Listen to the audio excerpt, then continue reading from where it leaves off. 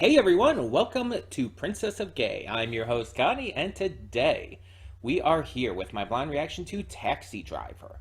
This is a donation reward for Sweet Venom, so as always, thank you very much for donating, Sweet Venom. Um, so we have Taxi Driver, and I know two things about this movie. One, stars Robert De Niro. Robert De Niro is a fantastic actor.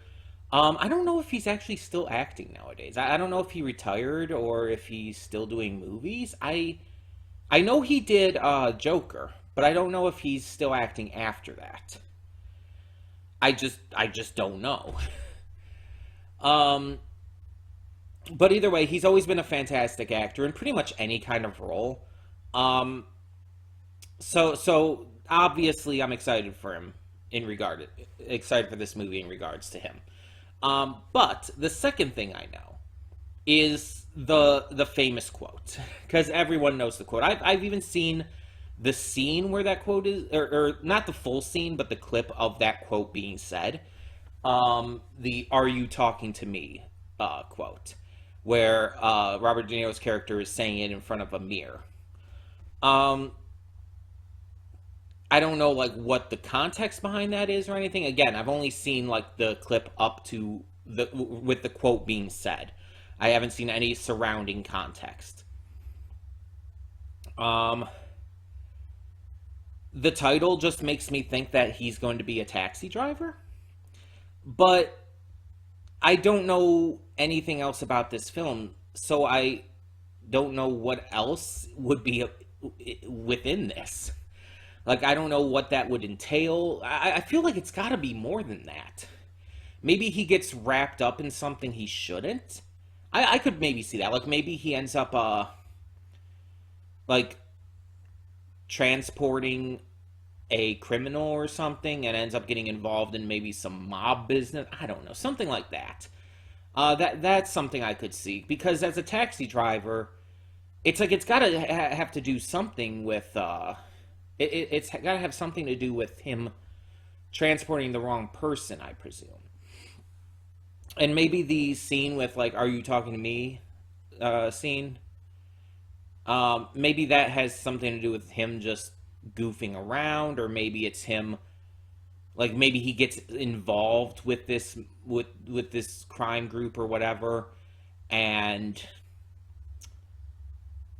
he's like trying to act tough, or like maybe he's being forced to do something. He's trying to like get into that zone, trying to pretend so he can so it can feel more natural and he doesn't come across as an outsider. I don't know, something like that.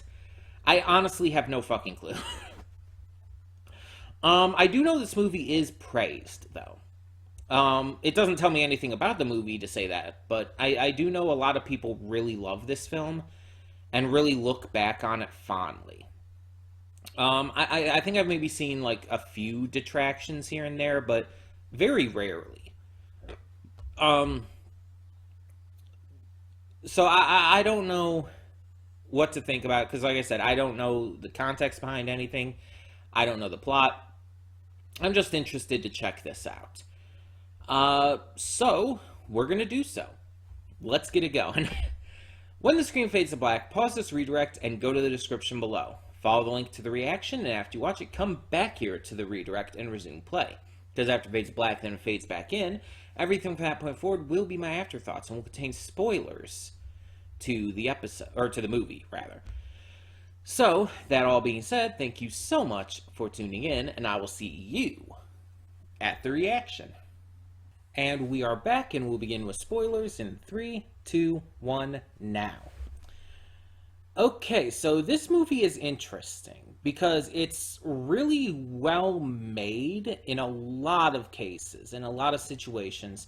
I mentioned, for example, the one scene at the political rally where he's standing in the back, and you could see like the huge difference in terms of the colors and the visuals with the people in the crowd. It was really well done. Really draws attention to him in the right way. And there's a lot of really good scene work, a lot of really good direction. Obviously, the acting is great. And honestly, the ending is actually really nice. Like, it did not end in a way I expected at all for how this movie was going. Because this movie, like, when I thought he died, it's like, that's what I expected. That's what I expected this to end on. I expected him to die because of his increasing insanity, and that at least the idea of him being killed and dying while trying to save this girl is like, it's a nice thought, it's a nice idea, but I expected him to die. But then it kind of pulls the rug out from under us and reveals, oh no, he survived. He was temporarily comatose, but hospitalized and survived, and just continued to be as a cabbie, was hailed by the media as a hero. We find out that Iris got to go back to her parents and back to a normal, regular teenage life, which is really great for her. It had an actual happy ending. And the last passenger we see him pick up in his cab is the girl he likes, and they seem to actually, make up a bit. Like it doesn't end with like her asking him out or him asking her out again or anything, but they seem to be on a lot better terms. He covers her cab fare. He doesn't even have to say anything, but he's basically saying, "Don't even worry about it. I got you." And it's like, okay, whatever. It's just a happy, genuinely nice ending, which is wild because this movie sets it up for you to think the opposite. Because again, Travis's mental state throughout this movie is dropping with every scene. You see him getting more and more crazy. You see him getting vengeful. You see him getting, like, ridiculous to a degree. Like, even the stuff, like the stuff with the, with trying to assassinate, Palantine makes no sense. Why would he do that? Why would he try to do that? He had nothing against Palantine. The only thing, like I said in the reaction, that I can think of is that he, for some reason, blamed Palantine for his love interest leaving him, even though it was literally his entire fault. But we know he was crazy, and he was getting progressively more crazy, so it's like, that's the only thing I can think of, that he for some reason, blamed Palantine for the fact that she left him. So he thought if he took Palantine out, she would have no choice but to come back to him. But I don't think it ever really actually confirms that. That's basically a theory. Unless Scorsese or anyone who worked on this has confirmed that in the, almost 50 years since this movie came out, so. But seeing us follow this guy who is an ex-veteran who has clearly, even at the beginning, not, like, necessarily the strongest mental state. Like, it's very clear at the beginning that he's gone through some stuff. And being a veteran, that makes sense. Especially, we find out it was the Vietnam War and everything, which was extremely fucked up for a lot of reasons. I'm not going to get into all of that here, but the Vietnam War should have never happened. And it's really fucked up how America just basically forced it into happening and then tried to paint the Vietnamese as the bad guys in that situation. America fucking sucks. I am ashamed to be an American, if I'm being honest. But again, not going to get into all of that here. But yeah, it's like he definitely already has some issues because of that. But as the movie progresses, it gets worse and worse. He's very clearly spiraling to the point where he buys all these guns, and at first you don't know what he's going to do with them. It's just the fact that he has them that's scary. But then it starts to become more apparent he's planning on using them at these campaign rallies. He's after he gets the guns, he starts going to these campaign rallies, and it's starting to get like more obvious. But at first, you're thinking he's going to try and shoot his. She's not his ex because they were never actually together. But you think he's going to try to shoot her at first, but instead, it's no. He actually goes after the candidate, and it's like, oh, that's surprising. Okay. And it just shows again that he's just spiraling. He's losing his mind. But again, that's not a. I mean, it's a bad thing in canon and all, but it's not a bad thing in terms of the development and writing and everything of this film. It works out really well. It really sells what you're supposed to be feeling. I think the main thing you're supposed to feel during this movie is anxiety. You're supposed to be anxious over everything. As it builds and builds, as Travis descends further and further, you're supposed to become more and more anxious. You're supposed to become more and more worried as to what's going to happen. But then, Iris kind of seems to snap him out of it. Once he realizes how young she is, and once he realizes she's acting as a sex worker at her age, and once he meets Sport, like you can see it's like almost something clicks in him. And it doesn't resolve everything. It doesn't resolve his craziness right off the bat. No. But it starts to help him kind of like turn away from his insanity. It starts to help him shift a little towards a goal, like a proper, good goal. He wants to save this girl, and initially he just tries to talk to her. He gets together alone with her under the pretext of renting her out, which is horrific to even say. But he gets alone with her to try and convince her to leave, and it's pretty clear she doesn't want to be there, but she feels she has no other choice. She ran away from home because she felt like her parents didn't care enough about her, and she felt like this was all she had. It was the only thing that was working for her. And so it was clear that she didn't want to do it, but she didn't feel like she had any other choice, and he wanted to get her out of that. He tried convincing her, but it didn't really stick as well as it should have. But we see that he does end up making it work, and he does save her in the end. 100% he saves her in the end. He rescues this girl. He does a genuinely good thing. And this is a guy who, let's be honest, was frightening at points in this movie. But if you really think about it, he never actually did too much that was really bad. Like, I think the worst thing he did, that he actually did, was with the girl, taking her into the dirty movie, despite her telling him that she didn't want to. And you might think, and you might be wondering, like, oh, Connie, he killed a guy, though. It's like, yes, but this guy was holding the cashier of this little shop at gunpoint. He was technically defending someone. The act of murder in defense of others or self-defense, I've always said, is justified.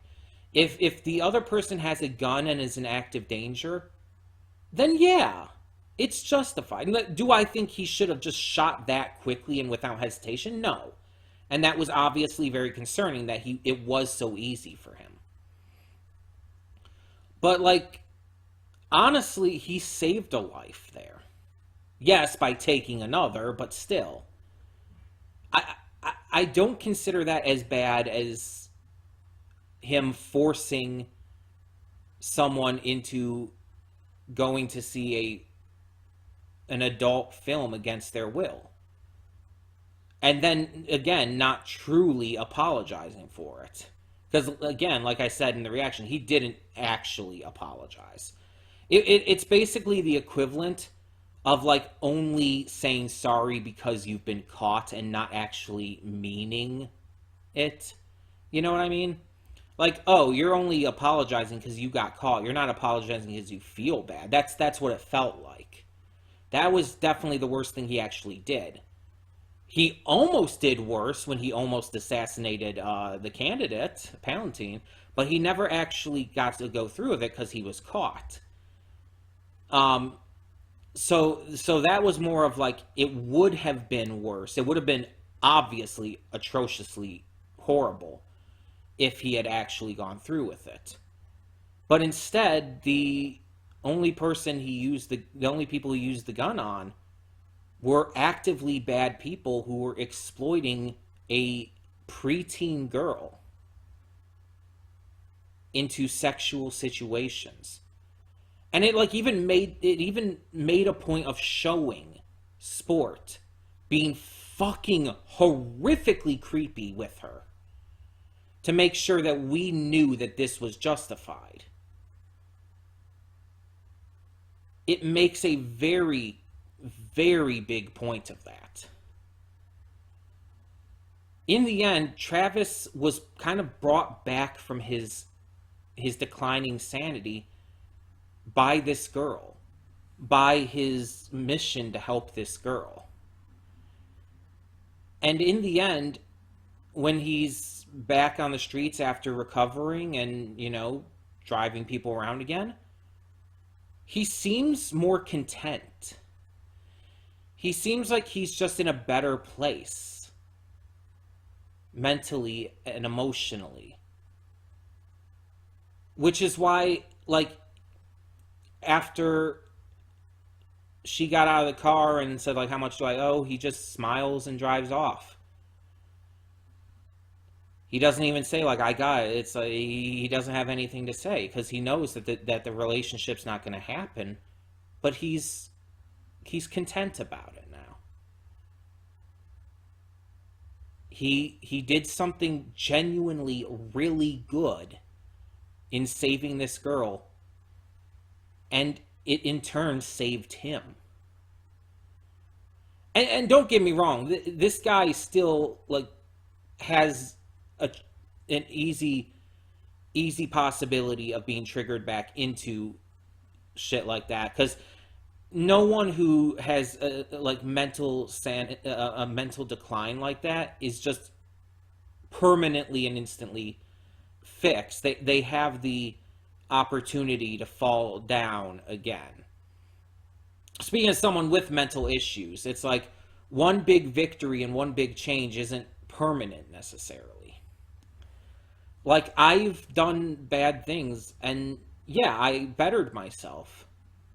But I've also had moments since bettering myself where I've kind of slipped back into that a little bit. And I catch myself and I pull myself back out, but still, I do slip every now and again. It happens. And it can happen just through stress or anger or some heavy emotional moment. Various things here and there. So it's really interesting to see this movie handle this in such an interesting, such a fascinating, such a deep way. Definitely unlike a lot of, honestly, what we've seen in movies before or since. That movies specifically that deal with people and a declining sanity.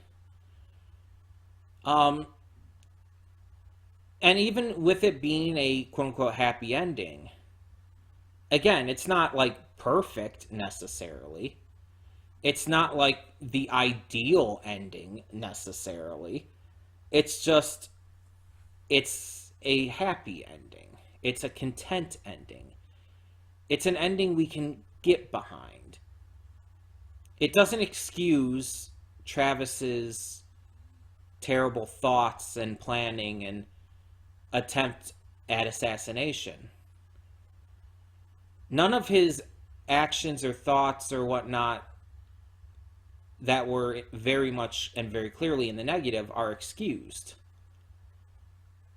by the end. You're not supposed to like look up to this guy because of the one good thing he did. But you acknowledge that he did do something good, while also acknowledging that honestly he fucking needs help. Let's be honest. People who have these kind of issues just really need help. And again, speaking from experience, I have a lot of mental issues, and honestly, I need help. I would love to get therapy of some sort, but that shit's expensive, yo. I can't afford that. Especially any kind of regular therapy. It's not realistic for me with my situation. But there are people like this and who are worse than me and even worse than Travis who just need people to care about them and to give them assistance and help and, you know, focus on bettering them. That's what we should mostly be doing. It's like we have this, especially here in America, we have this like police happy culture where it's like, oh, if a criminal does something bad, we have to put them in the worst conditions. We have to mistreat them, barely treat them like humans. They don't have rights anymore because they're criminals. It's like, that's not helping anything. That's not helping. That's not going to stop crime by doing that. The entire idea is they think like, oh, if we punish these bad guys with terrible things, it's going to dissuade other people from doing bad things. It's like, no, it's not. Nothing's going to dissuade these people from doing these bad things because it's kind of the last, like, how do I put it? They're already past the point where something's going to dissuade them that easily. The threat of being put in prison with having nothing and being in bad conditions, that's not going to dissuade them. It never does. It hasn't. And I'm not saying that the idea of being given help and whatnot and, you know, psychological assistance, I'm not saying that's going to stop it either. It's not. But in the end, what is actually going to help the people more and help things come out a little bit better? If you put them in prison for years or even decades, they're going to come out and they're not going to be reformed. There's some cases where some of them might be, but most won't. It doesn't actually do anything. You're not reforming them.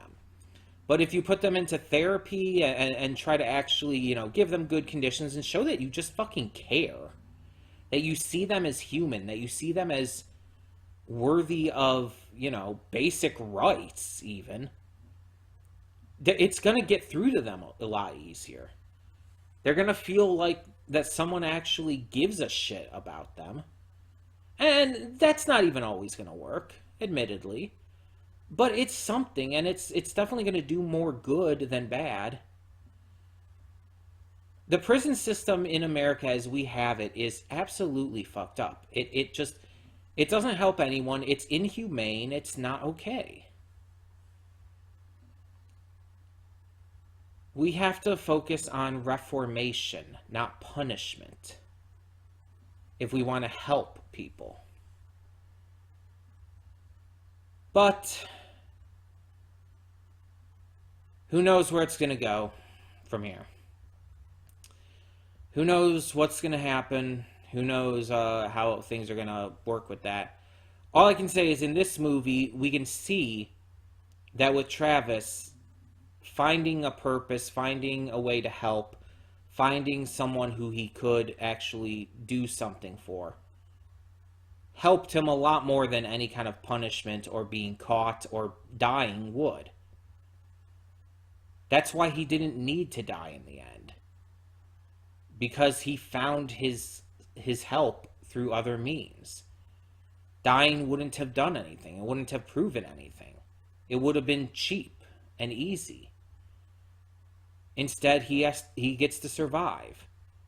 And he gets to move on and find contentment. Because he helped someone. He made a life better.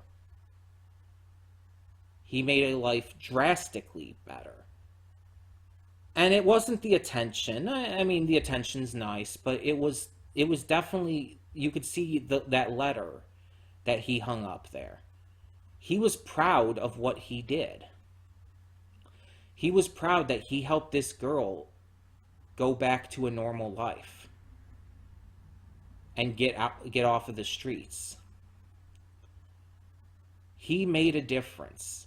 And that, again, is more impactful than if they just killed him. So, yeah, this movie was good. I wouldn't call this like the best movie ever or anything. There are definitely parts that are a little slow.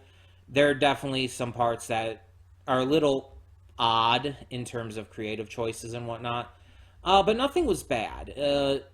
And just in terms of personal enjoyment and entertainment, like, it wasn't the best I've seen by any means. But I still think that this movie has a lot of value to it. And it's a very good movie with great acting, great writing, direction, all of that jazz. But tell me in the comments below, what did you think of Taxi Driver? And for now, yeah, I'm Connie and I'm signing off. See y'all next time.